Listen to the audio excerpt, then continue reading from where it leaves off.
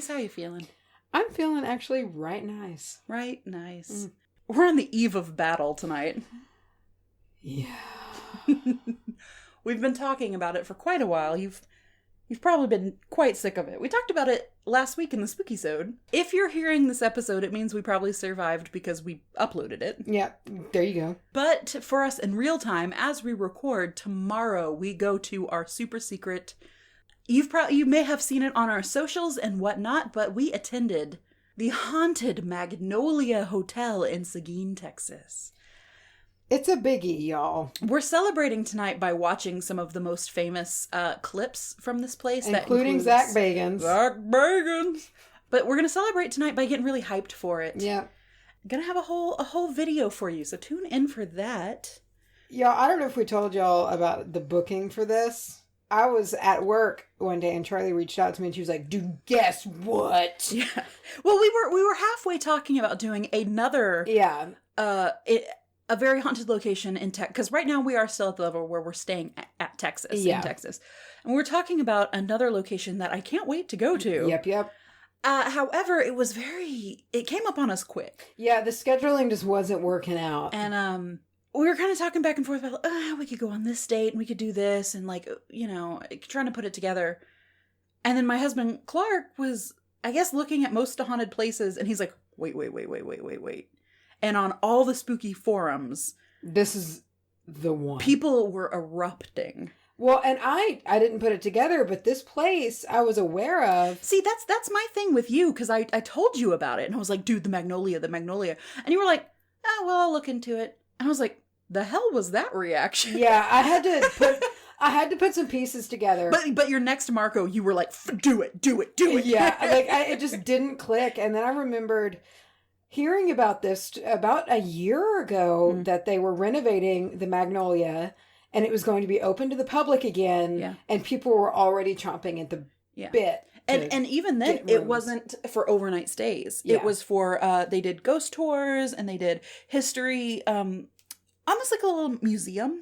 You could come through and look at all the artifacts and stuff. But we booked this the day after they opened it for overnight stays. And it was already booked up for 2 years. Yeah. The day after they opened it, it was booked up for 2 years. Save a handful of days. I think we got one of the last 3 dates. Yeah, absolutely. And y'all, let's and they've clarify. since opened it up, I think, for more dates. So if you go and look at it, there are a smattering. But even then, these are selling out so fast. Yeah, it's like 2 years out. Yeah. Like, the crazy thing is, you guys, is that it's not a hotel in the sense. No. To where there are multiple guests. Mm-mm. It's just us. We're the only ones there. And we're by ourselves. It's self-check-in. It's an Airbnb situation this haunted fucking hotel. And I'm so beyond terrified. I'm very nervous. Well, also, they have a policy where no more than 4 people can stay. Yeah. So when we booked, normally we would book ourselves a room for, to do the episode in. But we would tell our parents about it. And like last time with the Jefferson. If y'all want to all get a room too, they got a room for them. Yeah, they got a room for themselves. And but this time it was like 4 people max. So it was like me and Clarky, Macy and Hunter. Hunter, unfortunately, can't get out of work. So he will not be attending. I am not happy about having to sleep by myself. I don't even care if the beds are basically almost touching. Macy Marco'd me yesterday, and she said, "Listen, don't make fun of me." And she said, "I am not sleeping alone. I'm not, because the thing is it's the size of a B&B probably. Yeah, and there's several different rooms. It's 5. It's the top floor. Top floor, yeah. And so we didn't really know if our rooms are going to be across the house from each other or what, but she's like, I'm not sleeping alone. She's like, can you go and look at the photos and look at the listing and see what the sleeping situation is? And I was like, fortunately, there's connecting rooms, so we can just leave the door open. I still think since Clark's the atheist, he should sleep by himself, and I'll sleep with you. Not a bad plan. He'll be fine. And you know what? He'd probably get the best sleep of his life. Probably. There would be a ghost yanking him down in the bed, and he'd be like, get swamp gas. Or whatever they always say the problem is. Swamp gas. Right now, you guys are hearing us talk, And there's such innocence in our voice. I don't know. I'm fucking terrified. I can't explain to you. I'm grateful for the opportunity to go. Do not get me wrong. But I'm very excited for the drive home on Thursday afternoon. And then also, you just watched or listened to our Spookysode from the Screaming Bridge in Arlington. Yep. And if you are a Patreon viewer, of course, you can go over to Patreon and watch the video where we plopped our semi-investigation. We do hope to obviously kind of stretch those out and get a little more profesh about it. We hope to get better cameras and stuff like that. But we were also in the middle of nowhere. I was going to say we were terrified. A really abandoned road. And we're like, this is how you die. We had nobody else with us. Normally, your ghost hunters and your Zach Bagans have a crew. They get a crew with them. Especially in this upcoming one that we're going to record tomorrow. We're going to have, Clarky's going to be there. So we'll at least have some backup. We'll have an anchor point. But hopefully you guys enjoyed that. Hopefully for the Patreon viewers, you enjoyed the little clips at the end of our Steak and Shake adventure. Oh. Featuring Macy's. Featuring my dry eyes. Featuring Macy's dry eyes. That goddamn eyeliner. I didn't realize until like a week later. I was like, it's that goddamn eyeliner. It always is. And I forget every time. And just every time the camera was on you, the first thing you would say is, my eyes. My eyes. Anyway, so we're not here for Spookysodes today. We're here for our regular, non-haunted scheduled episode. Programming. Back to your regular scheduled bullshit. What are we talking about today? Today. About Four Thieves Vinegar. Whoa. Wow. I'm glad that you're doing it. I love Four Thieves. I don't love vinegar. I love vinegar. I don't just love it. The smell of it gives me like anxiety. But I really love the concept of Four Thieves. And I love the ingredients in Four Thieves. I use Four Thieves a lot. Well, I use a Four Thieves blend. It's sans vinegar. It was in a carrier oil, but it's a Four Thieves blend that somebody sent through one of the Facebook the exchanges that we had. I forget exactly for which one. I'm so sorry about that, but they sent this lovely little vial of perfume, and it's a kind of a take on Four Thieves, and I wear that almost every day. Like if I have to go out and I'm not feeling so hot, or I feel like it's sicky season and I'm not, it was, I love it so much. So I'm glad. Let me wrap that story up. I'm going to be talking about a witch myth today. I love the witch myth. A good witch myth. There's lots of them. Today was actually a requested episode when Kim of Clever Kim's Curios sent in a list of requested topics. This was in the batch along with the Black Salt episode. Oh, so yeah, I remember that. I'm going to be doing, do witches really have purple doors? I'm sorry, I heard the way that you asked it, I heard it in Zach Bagan's, do witches really have purple doors? Does this purple door want to throw down? But we're going to be talking about the purple door myth with the witch. Oh. And I want to tell you that, well, first of all, before we go any further, we have and I think we should kick it old school with the Patreon song that we haven't done in a long time. Patreon, shout out, segment more.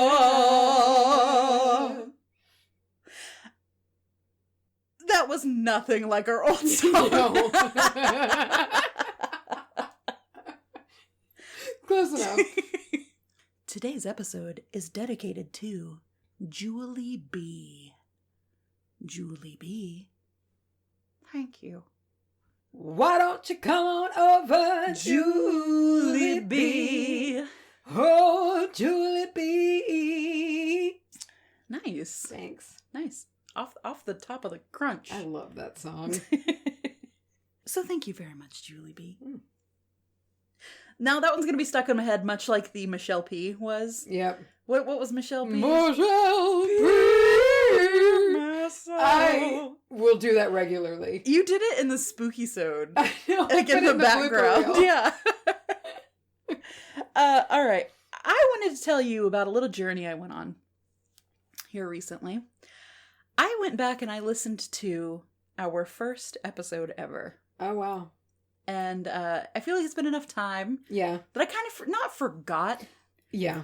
But there was enough space between it. Mm-hmm. And I went back and I listened to it, and I just... It brought a little tiny baby tear to my eye. A little bitty tiny one. Not much, because that wouldn't be cool. Really just a glisten. Just, if honestly, I was just... Misty-eyed. Just sweaty, really. But it was kind of cool to... it was cool to listen to how much we've learned. Like how we freely talk about things now. Yeah. Versus back then, we didn't have the words for certain things. Yeah. And we would try to talk around it. Nowadays, we're like, oh, it's a this, it's a that. Yeah. It's an incantation or it's a whatever. But back then, we didn't even have the words to explain what we were talking about. You know, that's something that you don't really think about, but how... I mean, and it sounds silly when you say it like it's practical. Of course, that's the case. But how much knowing the vocabulary changes your communication of all of this. Absolutely. Like, hugely so. Because we would sit down, and of course I don't have an actual example because, that would be too hard. But we would just say, oh, there's this thing I do, and it's X, and it would take 20 minutes to describe. Mm-hmm. But nowadays we would just be like, it's this little protection ritual that I do. Yeah. But back then, I think we would have felt like it was too much. Yeah. And I don't think we knew how far we were going to go with this. I think we didn't know how far we were going to go in many ways. Yeah. A lot of unexpected. It was crazy hearing us talk about some of the people who we did not yet know would be so influential to us. Oh, yes. Isn't that neat? Like, at one point, we start talking about Wendy and Bear. Yeah. And we, at this point, had one interaction with them. Yeah. And it was so cool just hearing us talk about these people, and we're like, y'all don't even know. They're going to be so cool. You're going to have to deal with us for so much longer than that one time. It was great, and I'm glad that we no longer sound, hopefully, like a bunch of honking animals. Yes, that's a good takeaway. I listened to... I'll kick back on the old ones. I have a problem with the first few because I was so lazy and I didn't take notes for the first few to the point to where I actually want to remember that. Oh yeah. I really kind of want to redo them sometimes, like especially like the Sage episode. And I did such a piss poor job of the Cosmic Serpent. It's not even funny. And so now like the way that I take notes, it's like I almost want to redo those. So it's like episode 1 through 4.5. I'm just off the cuff in it, and it's just like, but why though? I remember that, and we both come to the table with notes so often now that I forgot there was a time that sometimes we would just not. Wow, that feels like a long time. I know, it feels like a whole different thing. That would be cool to do after we got maybe another year and a half under our belts to like a revisit. Yeah. To some of the older ones that we did. And you're like, let me tell the Mama mini story. V2. V2. And maybe pull, like, Grandma in and get some, give it, like, an extra layer of depth. Have guests. I know, I'd love that. So, as I said, this was requested from Clever Kim. And I've been wanting to do this for a while now. I actually remember it sticking out like a sore thumb when she sent that list. I was like, oh, hell yeah, let's do that. Because probably a lot, if not most of you, have seen the... and I wish there was a better word for it than meme of it circulating on Facebook and things like that. On Pinterest, if you just search like witch purple door or whatever, 400 renditions of this will come up. And it's usually a picture of a purple door with the saturation turned like way up. So it looks very nice and, it's pretty. And it says, a purple door means a witch lives here. It's phrased in a way that would make you believe that it's this old superstition. It comes from a lot of deep legend kind of thing. But after looking to it, it seems like it's a fairly new correlation that's come up. So I wanted to look up why that is, why it's now being touted as this witch thing to do. And undoubtedly, it's been influenced. Yeah, it's been. So over on our socials, we posted that wonderful piece of fan art. We had the wonderful Miss Char Adcock draw up some fan art that blew our nips off. It's so cute. It's so cute. And it's a little, it looks like a little record. It's round and it's got the cauldron logo with some beans coming out of it. And it says, "It's bean." And Macy's, which is very smart. Yes, very.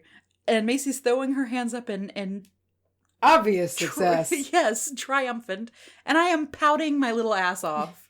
And a few people were like, why is Charlye pouting here? And it's like that's why. Listen a few episodes more and you'll start to hear it. Because every time, the way she drew it, it's exactly how I look. It's what your face does. Just I get real red and I turn into anime eyes. And you just breathe out. I do. And every time I swear to myself that I'm going to get you. So you just wait. I'm ready. I feel like I'm more happy than you are when you finally get me. Because I'm not even happy. I'm just like, God, about fucking time, Charlye. I just judge myself. So anyway, well, the purple door is undoubtedly influenced by really long-standing witchy traditions and ideals. The purple door itself is not exactly a bygone tradition. So to understand where this lore comes from, we need to first understand a little bit about doors and their uses and their meanings within witchcraft. So doors are literal actual gateways, right? And we talked about this a little bit before, I think on our floor wash episode, or our van, when you were doing van, we talked about floor washes and the importance of getting your doorways. That's so funny. I feel like we talk about things all the time that is like synchronicity, but I'm like talking about that today.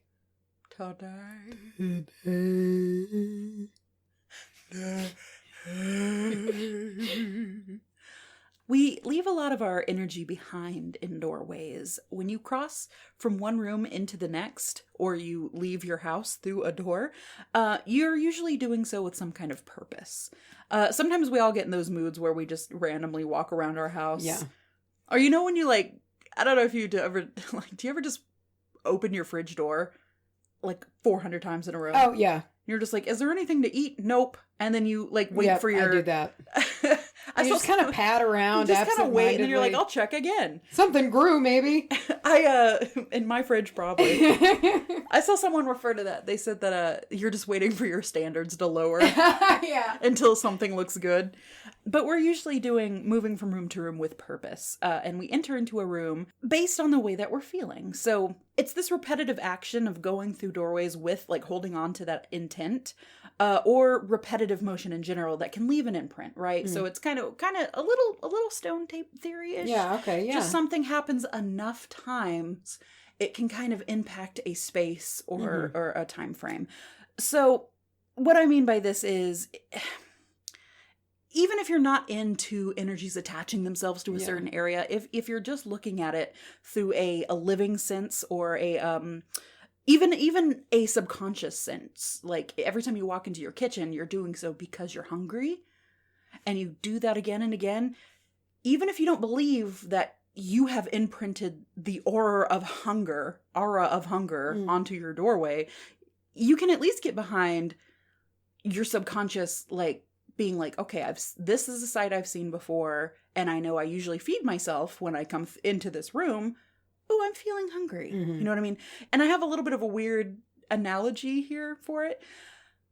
I know a lot of people have this issue. I do, and I know you do, Mayswad. There's this crazy thing that happens to you as you start getting closer and closer to your home as you're driving home. The feeling of needing to pee starts to ramp up at a certain point, right? Most of the time, it's because you gotta go home, you gotta pee. But sometimes the feeling will start to happen because, you'll notice that when you do get home, you go to the bathroom, you're like, oh, I gotta pee. And it's only like a half bladder situation. It's not quite like you needed to go as bad as you thought you did. Because as you start getting closer and closer to your home, you start making those same turns. Yeah. You start seeing those same sights, even smells. There's a beer factory close to my house. At certain parts of the day, it churns out different smells. Usually it smells a lot like cereal. It's that malt. Kind of weedy. Yeah. And so when you see these things again and again, and you're like, oh, I know my home is close, I gotta pee. It's kind of that energy that I'm talking about, So when you go into a different room, you're leaving this energy behind. And witches believe, many witches believe that the build-up of this energy does have something to do with influencing your moods. So in many cultures and witch practices, doors are imperative to include in your cleansings, as we talked about in the Van episode.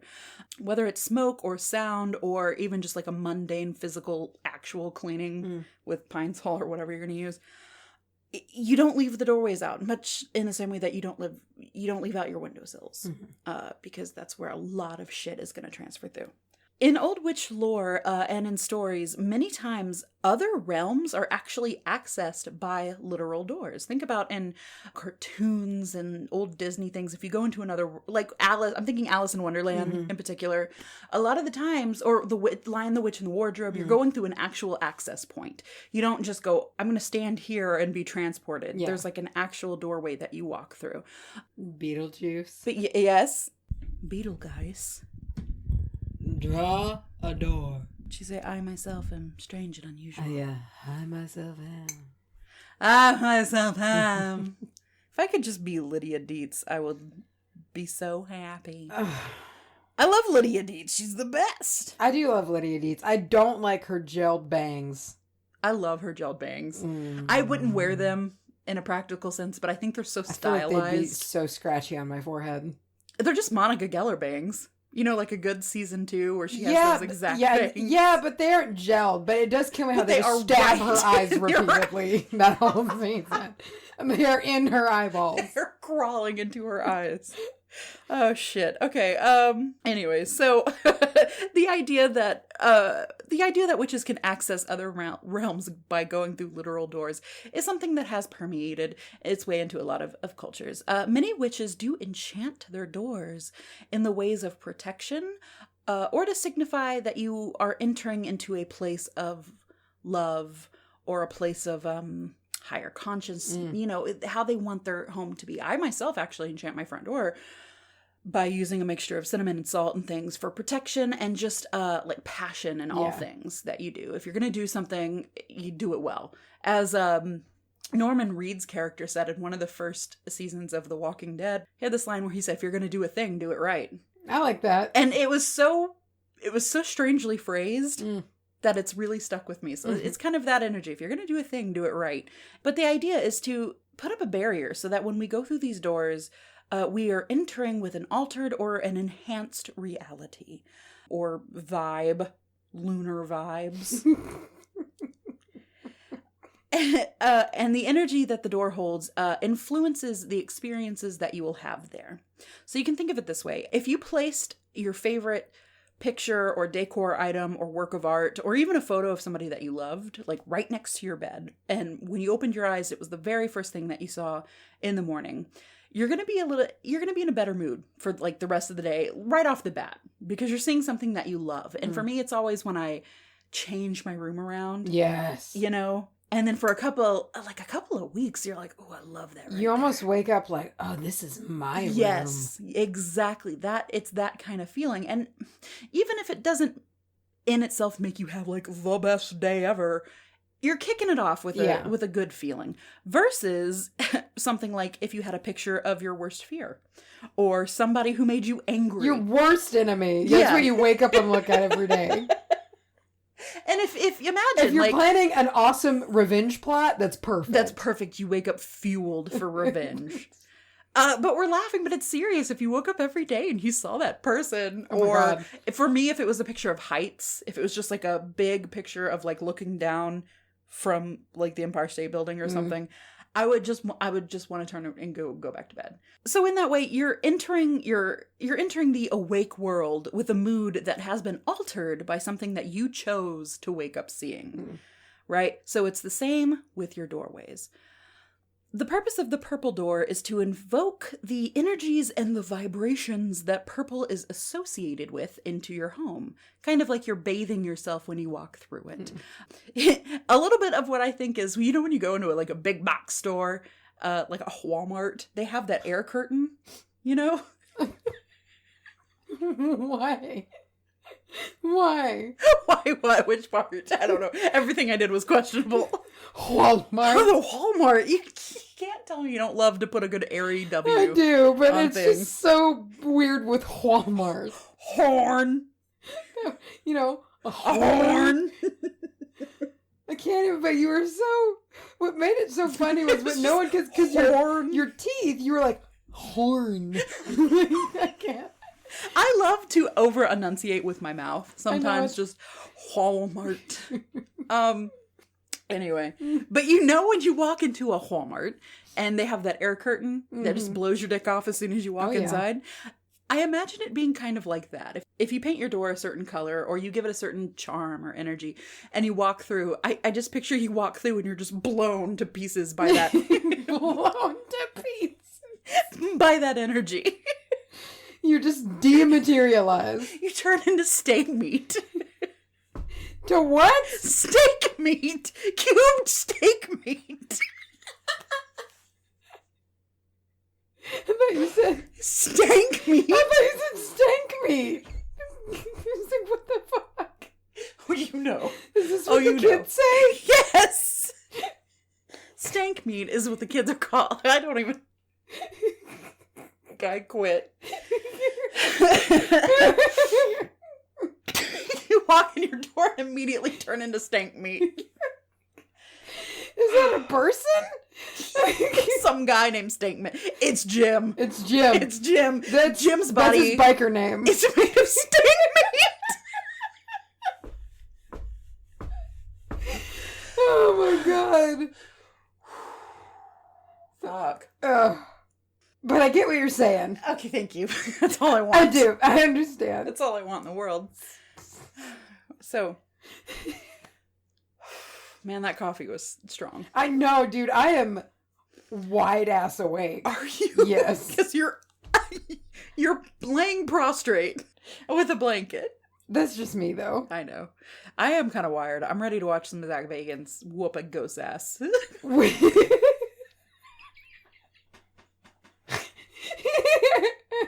Can you imagine?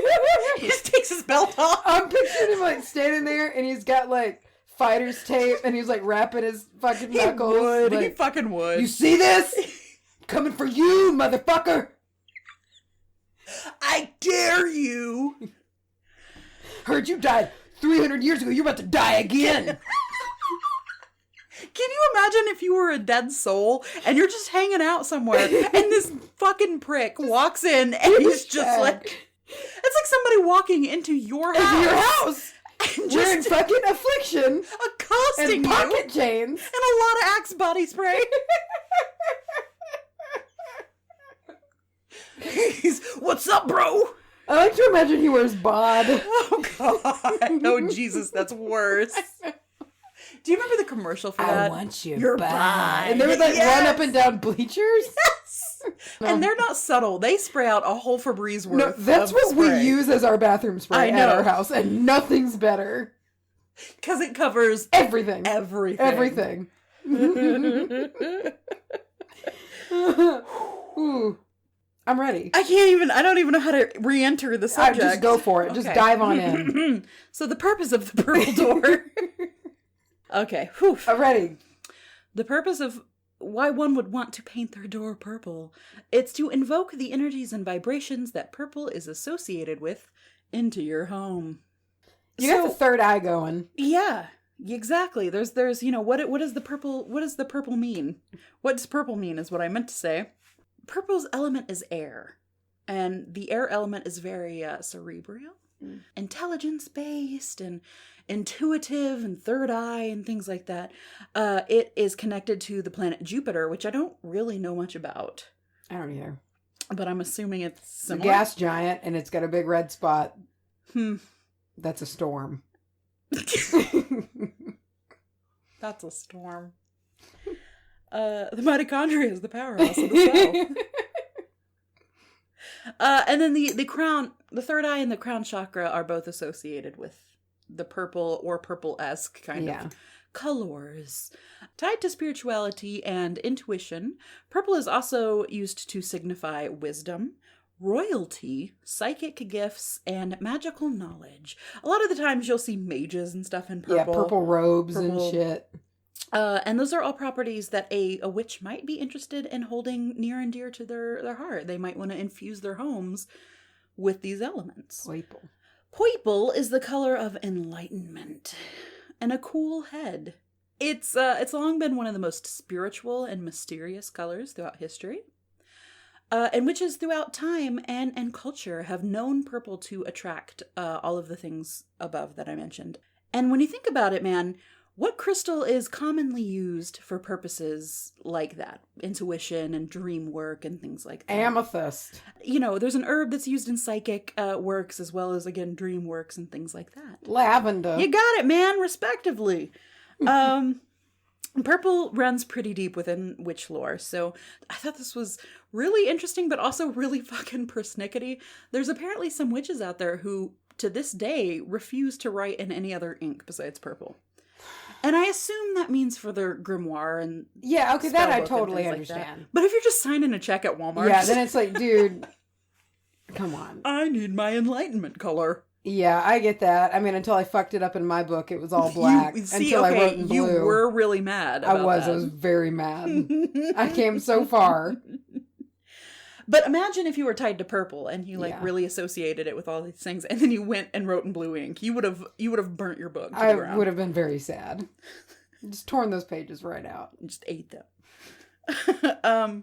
Also in my research, I just wanted to point this out, that just because purple has been long associated with these things that we deem as witchy and have been deemed witchy throughout history, it doesn't mean that witches have always actually been able to use it. So first of all, purple became quite expensive at some point during history. Mm-hmm. And a big reason why is it was difficult to make. Purple fabrics and things like that. It was also difficult to make a very rich and vibrant version of it. Royal purple. Yes, your really rich purples that didn't kind of wash out as like gray purple, but a really hefty, deep purple was super expensive to make and really hard to make well. So it started to be something that only the rich could afford, and we're talking royalty, people who are a lot of clergy, a lot of very important clergy at the time would have purple. And historically, witches have not been among the very wealthy. Well, and also historically, witches get burned. Yeah. So it's good to not slather your door purple to be like, hey gang, come get me. Guess what? Guess what I do in here? In some places of the world, places that they didn't just burn you right out, if maybe they had a, like the high magician or even like the medical worker who like would a Rasputin. Exactly. They would turn to, and it was very respected. Or in some places of the world, like you had your head priestess or priest or whatever, they would probably wear purple. Yeah. And so in that way, it would still be associated with magic, but your everyday layman on the street is not running around with purple, because guess what? They're not the king or the queen's witch. They're just a witch, and you're going to get murdered for it. The purple door means a witch lives here is actually a pretty recent phenomenon with everything that I saw. It, of course, does come from a long line of dearly held traditions, but it's not an OG, like, deep cut witch tradition or institution, but rather a culmination of beliefs that have come through our customs. But I think it's a good thing. There were people torn about it online. There were some people who were like, well, this is a new thing, so I don't know why anyone's even talking about it. But there were some people online that I saw, and I this is the side I kind of align myself with, is we're in a time and a place where we can kind of accept this secret code and adapt it. And we can't forget about that in many places of the world, you can't really speak freely about this kind of stuff. And there's even places in our own communities where people can't openly practice. But, and that's important to keep in mind. However, in most cases, a lot of us are in a place where we can express our pride as, witches or pagans or spiritualists or whatever. And we can talk about it to some extent. And the purple door is I saw someone refer to it as a great symbol of solidarity. Yeah. And it's a trend that I am all for and I really like. And I think it would be very cool if people did really start to adapt this and make it a modern day symbol that people could take and tie the community together. Because I'm all for community, even if it's just for the sake of letting someone know that they're not alone. Yeah. Plus, I love a good bold door. Oh, hell yeah. It's so cute. Oh, yeah, absolutely. And purple is a color that is hard to fuck up. Oh, yeah. Unless your roof is purple and your house is purple and your door is purple and your grass is purple. That's like too much purple, almost. That's the line. That's the line. Rain is purple. I actually saw somebody with a purple door here just a couple of streets up from where I live. And we're driving up and I saw this purple door and my first thought was like, a witch lives here. And even me, who, you know, like I'm super lucky. We've got this wonderful platform and we can talk open about this and, or we can talk openly about this. And we have all these coven members on our Facebook page and all these people that we know. And even that, I got really excited. Yeah. You know, and I felt like heartwarmed almost. And sure, it could have just been painted that way because the owner likes purple or whatever. But it still gave me this sense of kinship. Yeah. Community. And I'm thinking, if it did that for me, who's open and has... Oh, yeah. We have talks with people every single day about this kind of stuff. If it did it for me, I can't even imagine what it would do. To someone really in the broom closet? Yeah. Yeah. And just feels like there's no one else here. Yeah. Kind of how you and I felt until we hit that first witchy bazaar and we were like, there are so many people. Many of us. It's a cool idea that it can be used to voice your pride, but it can also be used as helping somebody who's just starting out not feel so alone. So that is the purple door. I love it.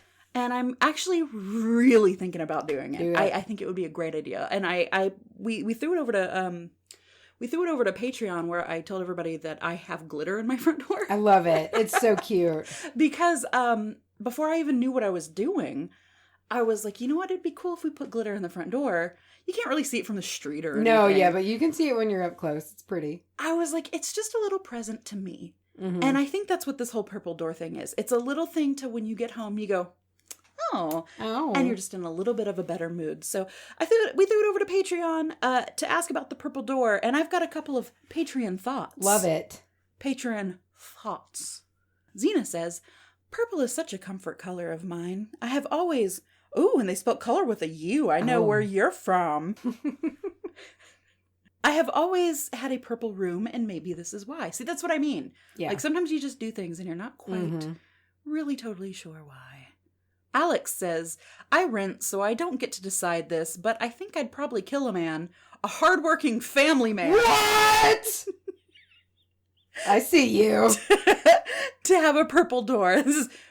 Purple is the only color that on site gives me a flurry of good emotions, and I tend to cover myself in purple, clothing and whatnot. Man, I love that color. I do like purple.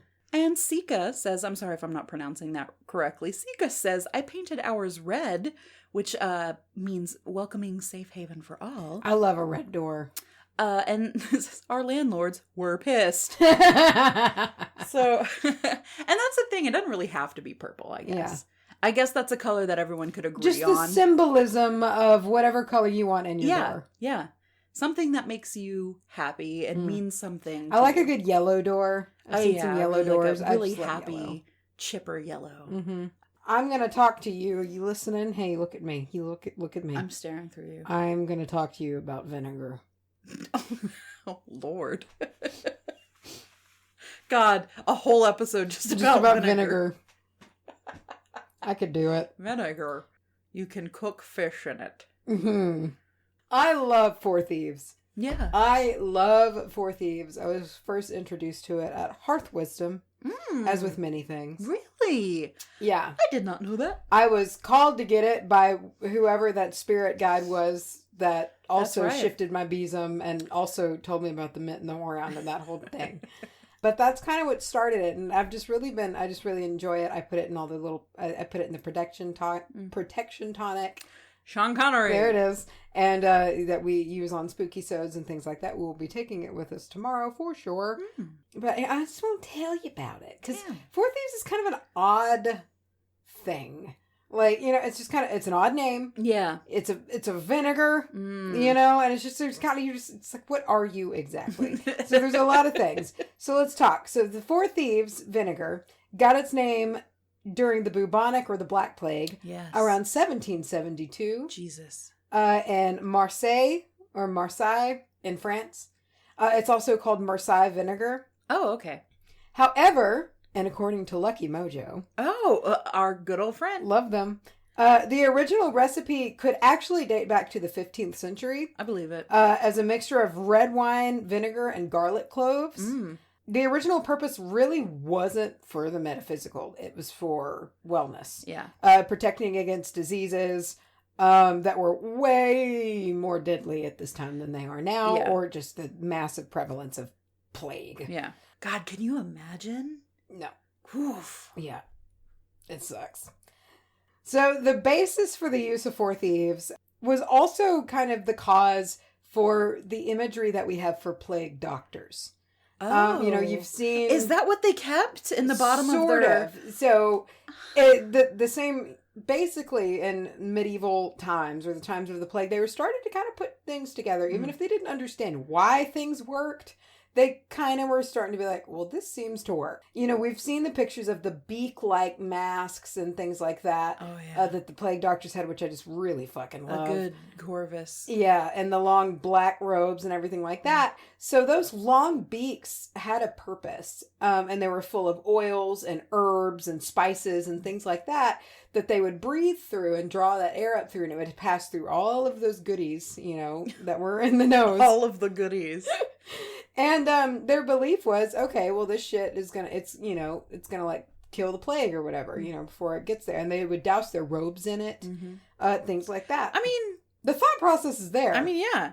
I mean, and honestly, I could even see, if somebody coughed plague juice all over you, you're probably going to get sick. But just day to day, it might have kept some people. It very well might have. I mean, even just the thought of basic cleanliness at this time is going to help you, yeah, dude. So there are many variations, and some being minor, in the tale as to how Four Thieves got its name, and it can really be boiled down to two different versions. One of which is far more anticlimactic than the other. One of them, when the plague struck in Marseille in 1722, there was a man named Richard Fourthave who created a recipe which was heavy in garlic and sold it to the public as a medicinal aid in plague prevention. This concoction was referred to as Four Thieves. And this was twisted over time to Four Thieves. I don't like that story as much as this one. I like the idea behind it. But I think it makes the most sense. I think that the name behind it is what keeps me... It's too on the nose. It's a little on the nose. Here's the second story, and this is the one... My name is Richard 409.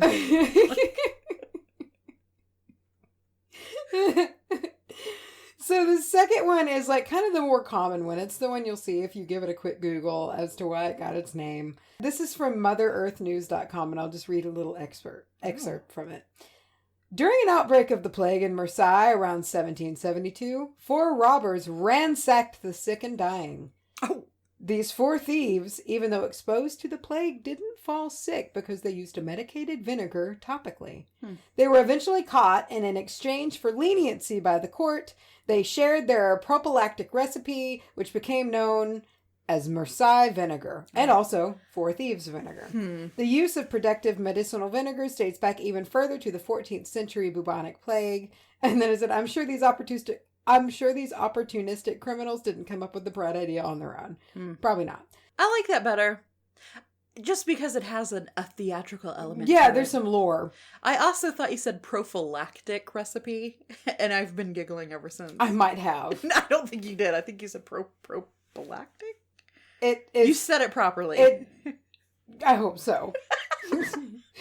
So, these thieves were apparently dousing themselves in the medicinal vinegar and then breaking into the houses of plague victims. Just some wet, sloppy, stinky boys. Garlicky, vinegary bastards. And they were breaking into plague victims' houses, strangling them in their beds. They don't have the plague. What are they going to do? Well, and that's the thing. They weren't catching the plague. And that's why nobody could figure it out. They're really pushing it, though. Yeah. And that's the thing. It's why do you need to strangle them if they have the plague? They don't. They don't. Just rob them. Everybody, I don't want to say everybody wins in that regard, but Ew. Everybody wins. You get to die, I get your shit, everybody wins. Everybody wins. It's my world. So, and doing so, then, they'd kill them and loot their house.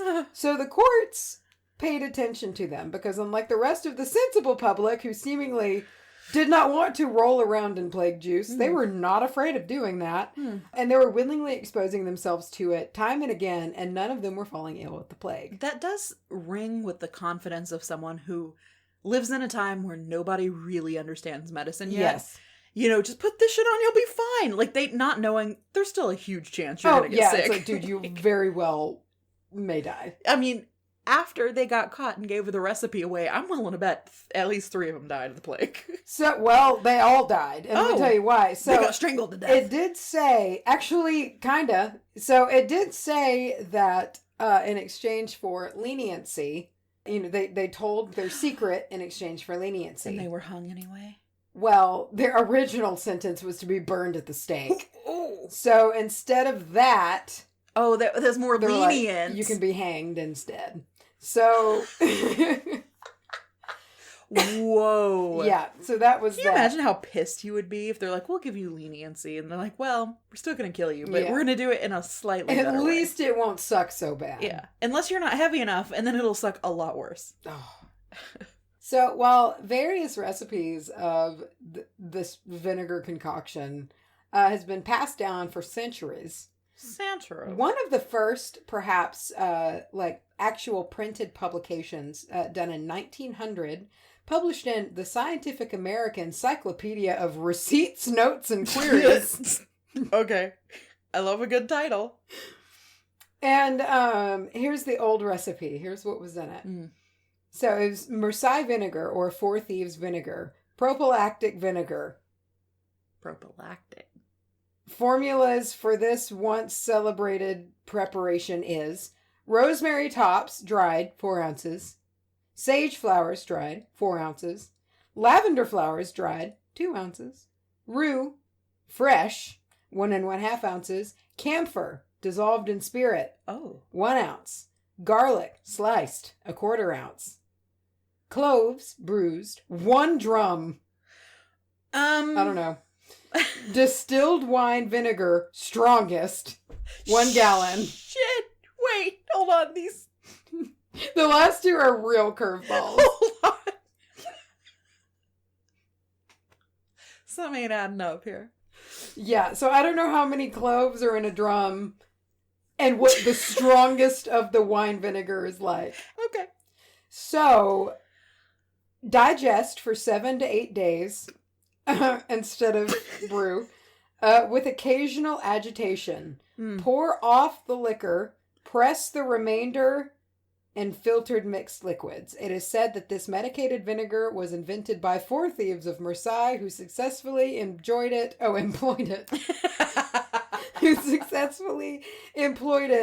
as a prophylactic during a visitation of pestilence. During still a visit. A visitation of pestilence? Yeah. That is, that's beautiful prose. Yeah. So it's important to point out, a lot of Four Thieves vinegar today, and even back in the day, you could consume. This you cannot, because it is chock full of camphor. And camphor, when consumed, will poison your ass. Don't do it. Don't do that. But But digest it for a couple of days. Yeah, digest it for 7 to 8 days. So it seems like the real superstar here is the garlic. Yeah. Garlic's just a whoop-ass machine, man. And these vinegars were full of it at the time. Garlic is a whoop-ass machine. Macy Frazier 2019. Oh, I'm known for my eloquence. I'm known for my word sauce. While there were some publications in the 1800s, one which called it a useless concoction. Oh, big if true. Shit. Tonight at 11. But there were scores of people that believed that shit worked. It's even said that French doctors, there was like this, almost like it seems like this little battle between French and English plague doctors. Oh. Because French doctors would like carry garlic all over their person and consume it and just like, stuff it in their ears. I have no clue, but they would like put it everywhere and roll in it. I'm down with that. And they apparently died less than English plague doctors who were like, no. That's very English. Just, no. No, it smells. The concoction reached a more mainstream status, more known when Donald Gary Young, the founder of Young Living Aromatherapy, the massive multi-level marketing company that put essential oils on the map in the 90s. All right. He began researching the story of the Four Thieves Vinegar. Oh. And he was like, cha-ching. Yeah, as well as... and, it's been known for a very long time of, the potency and things like that of essential oils. But he kind of, took a businessman's approach and was like, these things, good work or whatever. Yeah. So he crafted a thieves' oil in 1992, and it was for immune system support. It was a smash hit. Oh. So the thieves concept, that was thieves oil, but it drew from the Four Thieves tale. That kind of put that story and the concept of Four Thieves on the map in a commercial level because it was a huge company. I mean, to me, I'm picturing, kind of like fucking Herbalife or It Works. It just takes the country by storm. It's a multi-level marketing firm, same thing. So let's roll into the metaphyz here. Ooh. The metaphyz. I forgot about the metaphyz. Four Thieves. Nice. So, Four Thieves has a pretty hefty presence in hoodoo. A major component of Four Thieves' magical uses is for protection. Oh, yeah. Both from illness, as well as malicious harm as the result of enemy magic, bad spirits, ill will. I mean, pretty much the whole bag of all. Which is why we use it in our Spookysodes. Oh yeah, it's in that tonic. Many modern recipes for Four Thieves are safe to consume. Check first. Oh, yeah. And it's recommended, some people say a teaspoon a day. It can strengthen your body from within if you're under magical attack. Shit. Same with garlic, dude, though. I mean, I get it. Yeah. Clove and stuff, too. Oh, yeah. Yeah. Of course, ward off illness. So the Lucky Mojo of Four Thieves is edible. I looked it up and it comes in a nice little bottle and everything like that. Their stuff is so cool. It's so nice. It's good. And for other ways of consumption, they said you can even put it in a salad dressing or mix it with a little bit of honey as a daily tonic kind of thing, Ooh. Doesn't that sound like you'd never get sick? Yes. You'll never die. Never. I thought this was great. So it also shines in warding off unwanted entities, both alive and dead.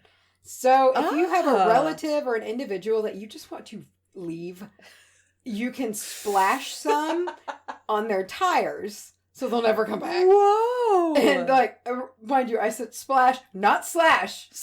Do not do that.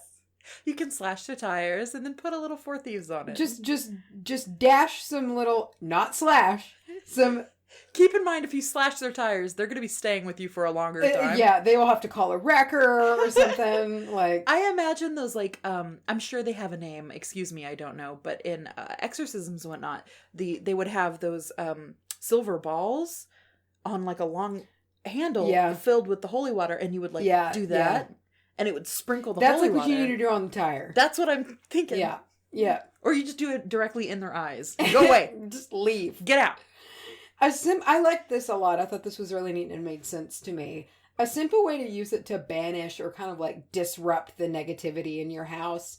Fill cups or bowls of it around the home and let them just evaporate for several days. Oh, your house is going to be kind of stinky, but that vapor will just kind of become it'll just kind of take over and banish everything out. If you have animals, don't let them drink that. Ooh. I think it will just burn their little buttholes. I don't think that's something they need to eat a lot of. Don't let your cat suck on it.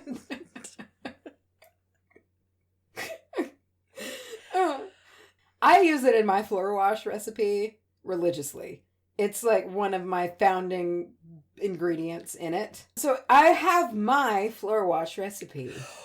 Woo! If anybody wants to use it. I do. And it really worked because after that whole debacle about not doing the floor wash and then getting yelled at by my spirit guide and all that shit, I did this after she told me to, and now everybody's happy. And this is also kind of a little... Basically, this is also what is in our, minus a couple things, protection tonic. So you can brew a mixture of horehound and mint.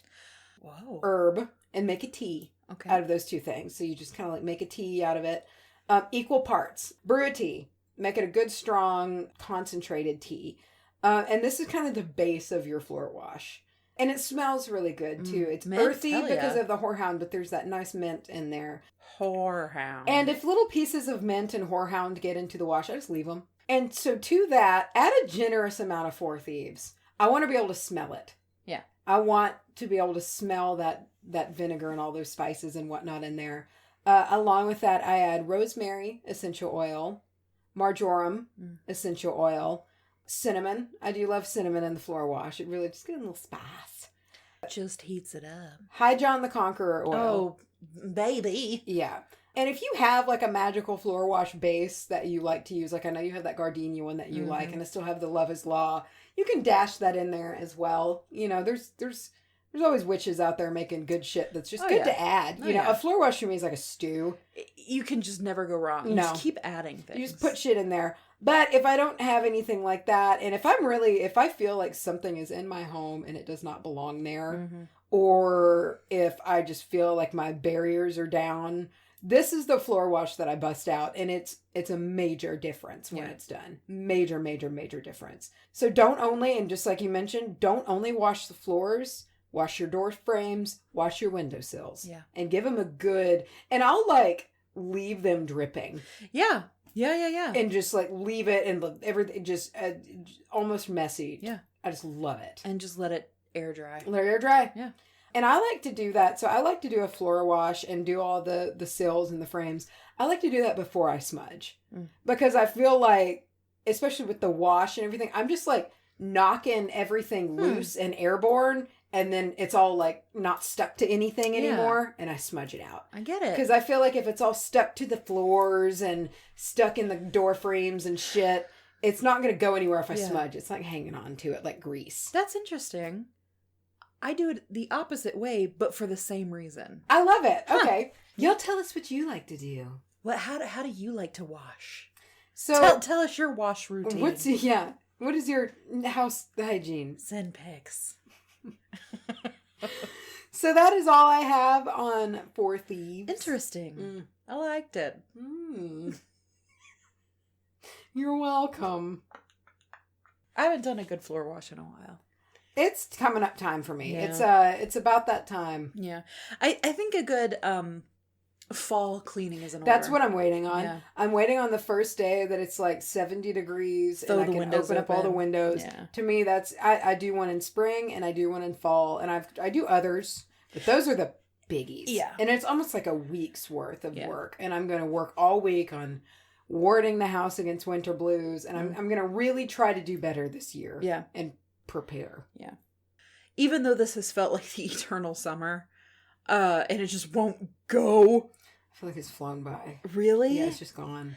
Every time I look up the weather and I see that we're actually hitting under 3 digits, I'm like, the end is in sight. The end is nigh. But it has felt like just such a long, long summer. That being said, I've actually kind of enjoyed myself this time. The heat withstanding, but I feel like it wasn't that bad. I feel like there were other factors that led to my kind of crappy mood that comes along in the summertime, but it wasn't all based on like reverse seasonal depressive disorder. Yeah. So it was actually pretty cool to feel like what you're doing is helping. And I know we talked about this a little bit last year around this time, that we were like, it's so cool, we're going to be able to prevent and guard against our individual seasons that we feel bummed out about. However, we didn't really have a whole lot of the experience at hand. And now I think that we're getting to a place where we have that experience, So this year it'll definitely be interesting to see what happens in that regard. Yeah, this is my first winter as a full year of being like a practicing witch. And I remember last year we were just getting into it when it was kind of rolling around to the colder seasons. Well, and I'm growing a bunch of herbs and shit right now, and I want to make some good tinctures. Yeah. I want to make, some shit to put up and have. Yeah. Like fire cider. That was somebody put, I couldn't remember the name of it. I would love to make that, have it ready for when I'm feeling down. Take a shot of that. Yeah. And be like, you're going to live. You'll be fine. Get on. You know what it's time for? What? It's time to roll that beautiful review footage. Bean time. Bean time. It's some tenacious bean time. You motherfucker go! All right. So this is from Prozac, please. I feel that. I feel that so hard. And this is entitled, I Found My Coven. Oh. And here's what this review says, and I love it so much. It says, soothing. Oh. And educational. Full stop. To the point. I love it. Short, sweet. I love the name and Prozac. One of those words I find very surprising. Soothing. I tried to put on my best soothing voice and can't quite muster it because I want to keep laughing. Being like, really? Us? We're soothing? Was this for the Witch Pajamas? When every other review talks about us screaming. Yeah, every other review is like, I love how shitty y'all are at everything. And this one's like, soothing and educational. I'm proud. I'm proud of both of those terms, honestly. Too. We are only at this point, 2 weeks away from our live recording at the Pagan. That makes Pop me Up. want to throw up. And in addition to us having a live recording, you guys, we're gonna have a booth there. Both. So is the likes of Marrow and Moss. Yeah. And Red Milk Crone. And at our booth, we're going to have some handcrafted items made by your girls. Yeah, what are we gonna have? All kinds of cool shit. Let's drop some knowledge. If you guys are thinking about coming out to the Pagan Pop Up in Denton, Texas, on the 13th of October, yes. First of all, please do. Sorry if it's a drive. Yeah. But we would love to see you there. But we will be there. We'll be there. To say hello. And we're there for high fives and for, saying hi. I'm going to have a handmade soap that I make with my mother and was so cutely named by my husband. I Put a Smell on You. He's so funny. So I'll have my I Put a Smell on You soap that is going to be catered to the Winter Witch. What do you got? What do you get? What do you get? I'm going to be making, and y'all, I have hand ground all of these, so there's some serious elbow grease. There's some sweat. Yeah, but I am, with a mortar and pestle, hand grinding these incense, and they're for meditation, and I used them, and it was real intense. I actually, I don't know if I've ever told you this story. I actually kind of projected a little bit and controlled myself. Did you freak out? I didn't freak out. Oh, shit. I didn't all the way leave my body. I sat up out of my body, so my legs were still in my body. Could you feel a disconnect? I did. Well, that was what was so weird, dude. So I'd burned a fuck pile of this incense on a disc, and I was meditating, and I sat up, but I didn't sit up. And I, in my sat up astral self, I touched my leg, but I felt my leg get touched. In my normal self. And so I was testing it, and my astral body was touching different parts of my leg, and I could feel different parts of my leg being touched. It was super weird. It was just Jim. It was just his chilly finger. His chilly finger creeping into the window. Tapping on my leg. But it's a meditation incense made from Ceylon cinnamon, star anise, clove, yes, and mugwort. All ground together. Some other proprietary secret ingredients. Yeah, some goods. Yeah. And it's all ground up real fluffy and nice. Yeah, we were together down at the Secret Mountain Farm. And I remember you added a couple things to it that made it a very peat-like consistency. Yeah, it is. It's like peat. Yeah. I'm making that. I'm going to be bringing some Healer's Hollow straight from the home cedar bundles. Hell yeah. Sustainably harvest. Yes. I asked all the trees permission. Yes. They gave it. Oh, yeah. And there is so much cedar out. There's a lot of cedar. And that's the thing. There's so many cedar trees, you can't even tell I took any, because they'd be like, I'll take 2 or 3 from you. Yep. And I'll take a few from you. And everybody's fine. And I was recently looking into sustainability. And of course, I think everybody starts off using a lot of the same things. Yeah, it's just what you learn, And then you get a little deeper into it and you're like, oh, maybe we're going to run out of Palo Santo soon. Yeah. So I saw that for this area in particular, in the East Texas area, cedar is a wonderfully replenishable item. Oh, so it's cool. If you're interested, if you're looking to maybe replace what you got going on, we're going to have some of that cedar. Well, and I'm excited to use it this winter. I'm excited to, cleanse with cedar. because I'm using something from my magical trees. And I feel like it will even add to that. So like when I'm all sad this winter and I go through and cleanse my house, I'm burning my cedar and it's from, you know, my little friends. Yeah. And it'll be, I'm ready for that. And we'll be like, why are you burning me? Yeah. So whatever bundle you get, it's going to be magic and probably going to have some jars of tea. That's right. Are we talking about the name? All right, here's the thing, you guys. Oh my. I want to, it's copyright today, so fuck off if you want it, but it might already, you know, I got to check everything. We got to look, see if it's out there. But I want to call it Don't Worry, Be Happy. And I think it's adorable. And it is a tea concoction. Really, I kind of want to say, just kind of for women's health. I guess you can say women typically have bladder issues, not all the time, but like... urinary tract health in general. You know, I mean, we've all had it to where you had a few beers the night before and your bladder hurts the next day and you're like, fuck, I might have an infection coming on, or shit like that. It is made of all of the things that will help nip that in the bud before it gets bad. It's quite a tasty tea. It's a tasty tea, and it's a massively healthy antioxidant full tea. I drink it every day. Yeah. And it keeps the kidney infections at bay. Have some of this tea. It keeps the infections at bay. It will save your kidney. Just one. Just one. Yeah, 50%. The other one, but just the one. You'll live. I'm going to have also a handcrafted candle, each topped with its own little amethyst crystal that we went and picked out. Dressed. And they will be made for and blessed for the intention of contacting ancestors. It's also going to be in the Winter Witch line, so it'll have a very similar scent to the soap, the I Put a Smell on You.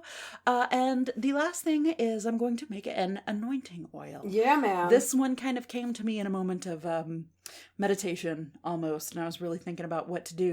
And it's almost as if an ancestor itself reached out and like put it on a piece of paper and was like, here's the recipe. Come on, here you go. But it's for the intention of connecting with ancestors. It's very herby.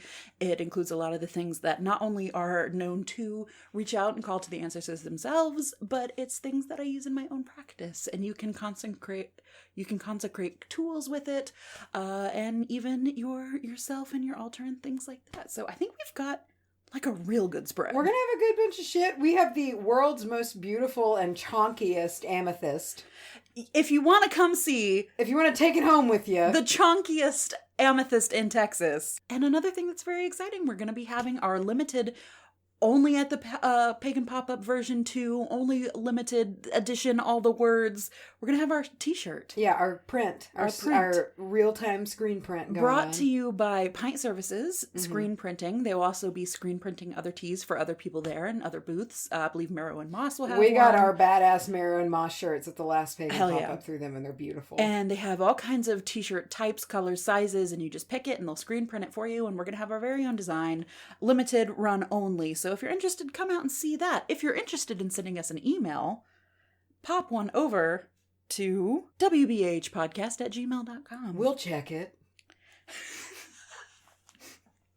If you want Insta Jim to touch your body in a bathtub, where can you go? Touch my body. Touch my body. That's what he would say. I feel like you turn the corner and he's just sitting there. Touch my body. I'm just trying to unwind.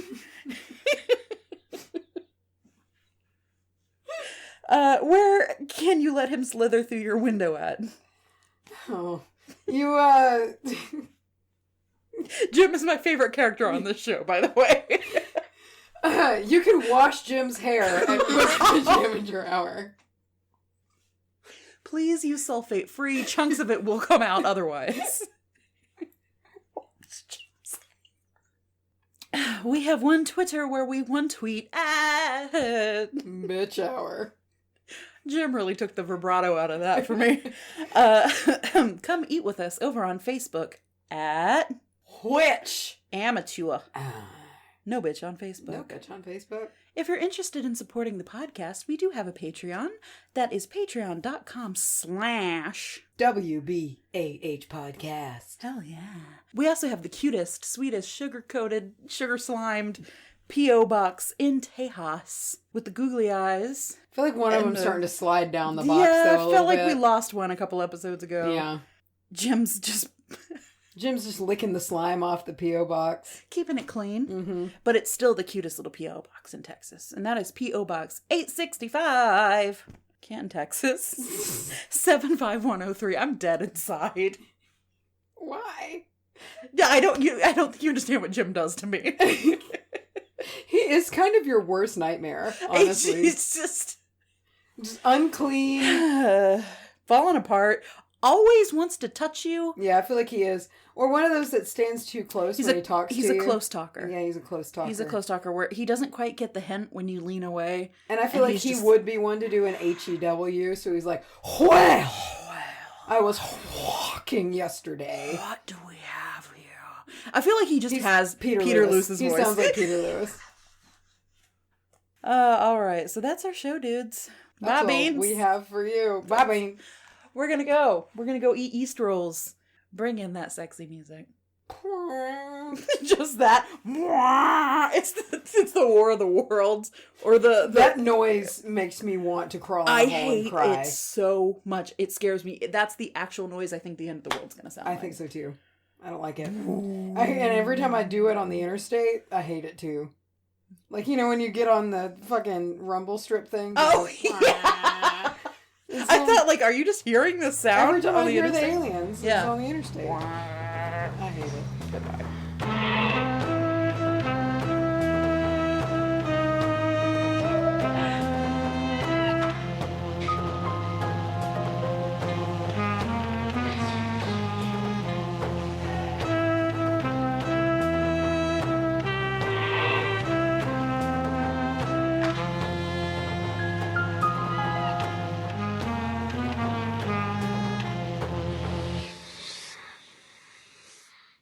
Who can say